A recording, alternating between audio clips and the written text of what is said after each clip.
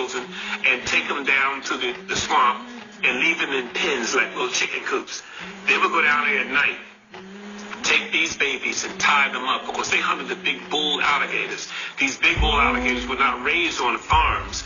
They were in the wild. These alligators would weigh 600, 700, 800 pounds. Those are the ones they wanted.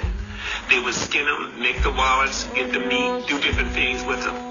He said, but what they were doing was tie them up, put a rope around their neck and around their torso, around here, and tie it tight. He said, I said, well, what would the babies be doing? He said, well, my grandfather said they'd be screaming.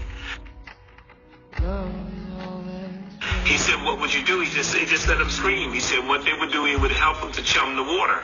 He said, when they would throw the babies in, tied to this rope, he said, in a matter of minutes, he said, the alligators were on them.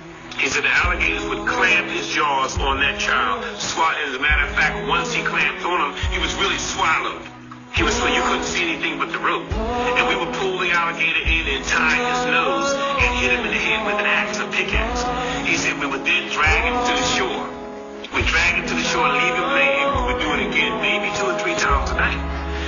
I said, so what do you mean? He said, well, yeah, they were taking these babies and killing them for alligator bait. I said, so all these things I've been collecting, all these things I've been collecting are really, really something that I can really talk about and say they are the truth. By what you say, he said, I'm telling you, he said, nobody wants to talk about it. He said, I'm only telling you because you're here. I may never hear from you again.